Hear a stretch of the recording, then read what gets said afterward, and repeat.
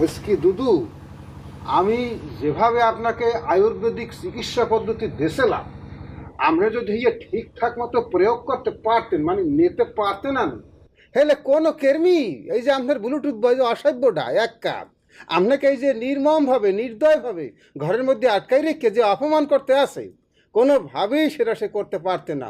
বলেন দেখি, এটা কোনো কথা? এটা কেমন একটা অসভ্যতা, বলেন দেখি দুদু। তো এই ঘটনার মূলে তো তুমি। আহ কি আপনি কেমন ডুলে কথা বলতে আছেন দুদু? হুম, আমি কি ইচ্ছা করি আপনাকে আয়ুর্বেদ চিকিৎসা দিয়েছিলাম? দেশের যে সিচুয়েশন সেকালে আসলে ওরে মাবু, ইহানে ওহানে ইহানে মানুষ মরিয়ে যাইতে আছে, দেশের বাবাকে আইকন মরিয়ে যাইতে আছে। আপনি কি ডা কদু আজাদ দেশের এক নাম্বার আইকন বুধু ভুলিয়ে গেছেন দুদু।